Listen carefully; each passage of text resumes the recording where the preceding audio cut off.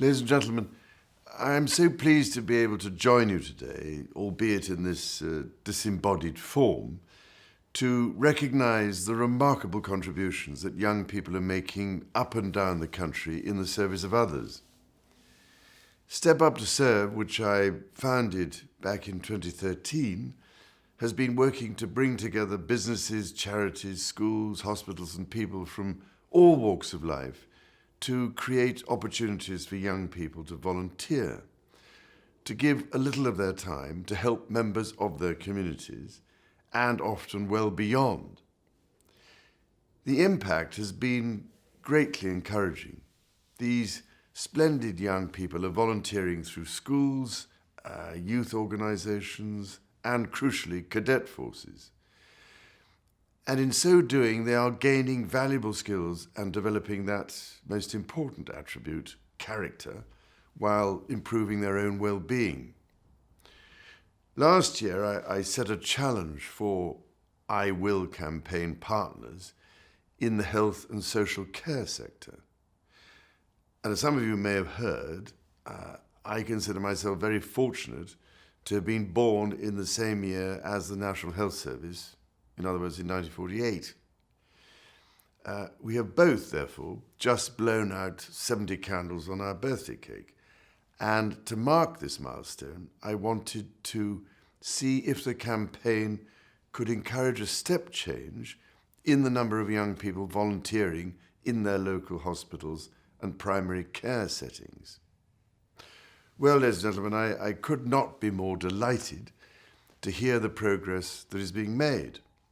In Birmingham, the Women and Children's Hospital is engaging local schools and younger volunteers to learn about specific aspects of healthcare, share what they've learnt with their schoolmates, and also fundraise for the hospital. Of course, volunteering can start at a very young age. Some of these children are only 10 years old, and commendably, they simply want to help in any way they can. It is a similar story in Northumbria, where the NHS Trust is involving young people in day centres, in supported housing and extra care facilities. Now, all this is marvellous, but I am convinced that we need to go much further. For example, I can only say how much I hope we can further expand the number of young people who can volunteer as health cadets, befriending those who are lonely and in need, providing peer support and helping to raise awareness of physical and mental health challenges and their possible solutions. With all this in mind and looking to next year, I have set a new challenge for the iwill campaign to try to motivate more young people to be agents for change for the environment. Now, many of you may already know that, regrettably, today's children spend less time in natural environments than previous generations. Yet here is the paradox. There is compelling evidence that young people have improved mental health and well-being when exposed to natural environments.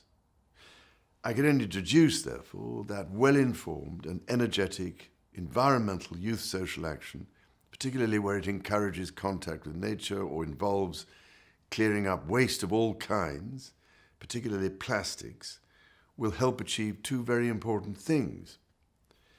It will help young people secure the best start in life, while at the same time improving the quality of the environment. It is wonderful to see so many young people taking up this challenge already, with the support of people and organisations like the Wildlife Trusts, World Wildlife Fund and the Royal Botanical Gardens at Kew. Their work is playing a valuable role in changing consumer habits, raising awareness of the urgent need to reduce single-use plastics, to keep our waterways clean, to reduce waste by creating habits of recycling and upcycling, and to plant trees and protect wildlife and their habitats.